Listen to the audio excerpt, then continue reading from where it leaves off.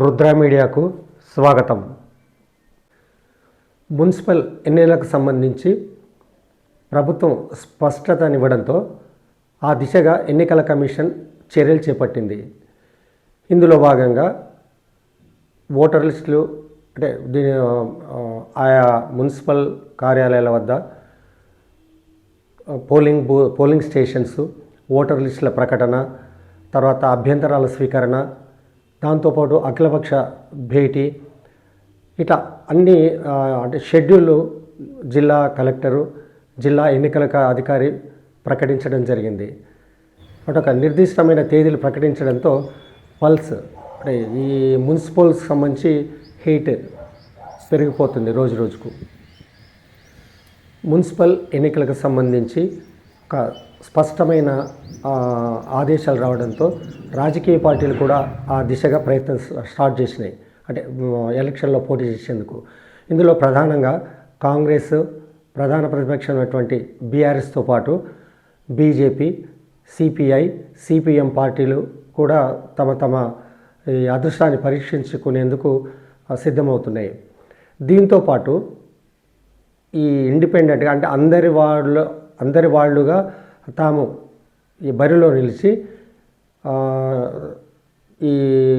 ఇది మున్సిపల్కి సంబంధించి కౌన్సిలర్ స్థానం దక్కించుకోవాలనేందుకు ఇండిపెండెంట్లు కూడా తీవ్రంగా ప్రయత్నాలు ఇప్పటి నుంచే ప్రారంభించారు. మున్సిపల్ ఎన్నికలకు సంబంధించి బరిలో దిగేందుకు అన్ని మతాలు, కులాలు, వర్గాల వారిగా కూడా తమ ప్రయత్నాలను ప్రారంభించారు. నాగర్ కర్నూలు జిల్లాలోని 4 నియోజకవర్గ కేంద్రాలు అంటే నాగర్ కర్నూలు, అచ్చంపేట్, కల్వకుర్తి, కొల్లాపూర్ ఈ 4 కూడా మున్సిపాలిటీలుగా ఉన్నాయి. అయితే ఇందులో అచ్చంపేటకు సంబంధించి కొన్ని కారణాల వల్ల ఎలక్షన్ ఆలస్యంగా జరగడం వల్ల ఆ కార్యవర్గం సంబంధించి పాలకవర్గం సంబంధించి సమయం ఇంకా ఉంది. అయినప్పటికీ మిగతా 3 పాటు ఆ అచ్చంపేట కూడా ఈసారి ఎన్నికలు జరిగే అవకాశాలు ఉన్నాయి. మున్సిపాలిటీ పాలక మండలికి సంబంధించి సమయం పూర్తయ్యి అంటే ఆ పదవీ కాలం పూర్తయి ఏడాది దాటడంతో వచ్చే ఎన్నికల్లో తమ అదృష్టాన్ని పరీక్షించుకునేందుకు ఎంతో కాలంగా ఎదురు చూస్తున్న అభ్యర్థులు ఎలక్షన్లు డిక్లేర్ కాగానే అంటే ఎలక్షన్ డిక్లేర్ కావడంతో ఉత్సాహంగా ఈ ఎన్నికల బరిలో దిగేందుకు ఉత్సాహం చూపుతున్నారు. దీంతో రాజకీయం ఒక్కసారిగా అంటే పట్టణ ప్రాంతాల్లో రాజకీయం ఒక్కసారిగా వేడెక్కిపోయింది. కౌన్సిలర్లుగా పోటీ చేసేందుకు అభ్యర్థులు ఉత్సాహం చూపుతుండడం, దీంతోపాటు ఆయా రాజకీయ పార్టీలు కూడా తమ అభ్యర్థులు ఎవరు అన్నదాన్ని సెలెక్ట్ చేసేందుకు కూడా ఆ విషయంలో దృష్టి సారించాయి. ఇక నాగర్ కర్నూలు మున్సిపాలిటీకి సంబంధించి అభ్యర్థుల ఎంపిక విషయంలో బీఆర్ఎస్ ఒక అడుగు ముందు ఉందనే చెప్పవచ్చు. ఇటీవలి గ్రామ పంచాయతీ ఎన్నికల్లో కొంత అంటే ఒక మంచి ఫలితాలు సాధించడంతో అదే ఉత్సాహంతో మున్సిపల్లో కూడా కౌన్సిలర్లను ఎక్కువ శాతం గెలుచుకొని అధ్యక్ష పదవి కూడా దక్కించుకునేందుకు బీఆర్ఎస్ పార్టీ ఉత్సాహంగా ముందుకు సాగుతుంది. అధికార కాంగ్రెస్ పార్టీ మాత్రం ఆచితూచి వ్యవహరిస్తుంది. ఈ అభ్యర్థుల ఎంపిక విషయంలో ఆచితూచి వ్యవహరిస్తుంది. ఇప్పటికే కొంత అవగాహన అంటే ఇక్కడ అధికార పార్టీకి ఉన్నటువంటి ఎమ్మెల్సీ కానీ ఎమ్మెల్యే కానీ ఇప్పటికే ఒక అవగాహనతో ఉన్నట్లు తెలిసింది.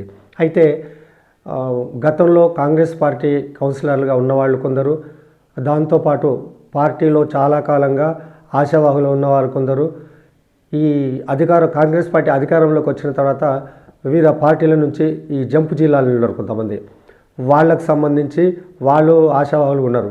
అయితే వీరందరినీ ఏ విధంగా అడ్జస్ట్మెంట్ చేయాలనే విషయంలో ఎమ్మెల్యే ఎమ్మెల్సీలు ఆచితూచి వ్యవహరిస్తున్నట్టు తెలిసింది.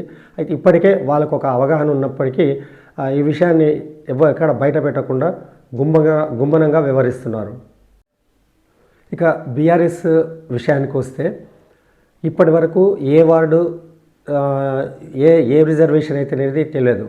దీంతో వాళ్ళు ముందస్తు ప్రణాళికగా ప్రతి వార్డు నుంచి 3 అభ్యర్థులను ఎంపిక చేసిండ్రు. ఏ విధంగా అంటే ఒకవేళ ఎస్సీ అయితే ఒకరు, బీసీ అయితే ఒకరు, జనరల్ అయితే ఇంకొకరు, మహిళ అయితే ఎవరు, అట్లా అంటే ఒక్కొక్క వార్డు నుంచి ఎస్సీ, బీసీ, ఓసీలకు ముగ్గురిని అభ్యర్థులను ఆల్రెడీ ఇప్పటికే పేర్లు సెలెక్ట్ చేసి వాళ్ళు ఒక లిస్టు ప్రిపేర్ చేసుకోవడం జరిగింది. చైర్మన్ పదవి దక్కించుకునేందుకు కూడా బీఆర్ఎస్ పార్టీ సన్నద్ధమవుతుంది. ముఖ్యంగా ఈ ఎన్నికలు అనగానే ఆర్థిక సమస్యలు, ఆర్థికమైన అంశాలు ప్రధానంగా ఉండడం సహజం. అంటే ప్రజాబలంతో పాటు ఆర్థిక బలం కూడా ఉండాలి.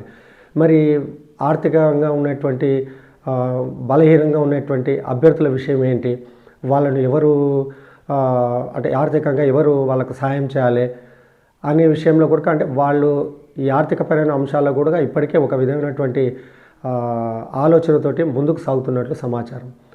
చైర్మన్ అభ్యర్థి అయిన వాళ్ళు కూడా ఒకవేళ ఆశించే వాళ్ళు ఎంత ఖర్చు భరించాలి, ఎవరెవరు భరించాలి, ఆ విషయం కూడా ఇప్పటికే ఒక విధమైన అవగాహనతోటి బీఆర్ఎస్ పార్టీ ముందుకు పోతున్నట్లు కూడా మనకు విశ్వసనీయంగా సమాచారం. ఒకవైపు రాజకీయ పార్టీలు, తర్వాత ఇండిపెండెంట్లు తమ ప్రయత్నాలు, ఆ పార్టీలో ఉండే వాళ్ళు ప్రయత్నాలు చేస్తుండగా కొన్ని వర్గాలు అనుకోండి, మతం అనుకోండి, కొన్ని సామాజిక వర్గాలు ఏం చేస్తున్నాయంటే పగటిపూటనేమో పార్టీ జెండా పట్టుకుంటుంది, సాయంత్రం పూట మాత్రం అందరూ ఆ సామాజిక వర్గానికి సంబంధించిన వాళ్ళు ఒక దగ్గర గుమిగూడి ఏ వార్డు నుంచి ఎవరు గెలిచినా, ఏ పార్టీ అయినా తమ వర్గం వాళ్ళే మున్సిపల్ చైర్మన్గా ఎంపిక అయ్యేటట్లు చూసుకోవాలనే సమాలోచనలు కూడా కొనసాగుతున్నాయి. మొత్తం మీద నాగర్ కర్నూలు జిల్లాలో ఈ మున్సిపల్ సంబంధించి అధికార వర్గాలు అంటే అధికారికంగా షెడ్యూల్ ఏం ప్రకటించారో అదేవిధంగా వివిధ పార్టీల నాయకులు కానీ కార్యకర్తలు కానీ తమ ప్రయత్నాలు ముమ్మరం చేయడంతో పట్టణంలో ఇక సంక్రాంతి పండుగ రాకముందే ఈ ఎన్నికల వాతావరణంతో పండుగ వాతావరణం ఏర్పడింది.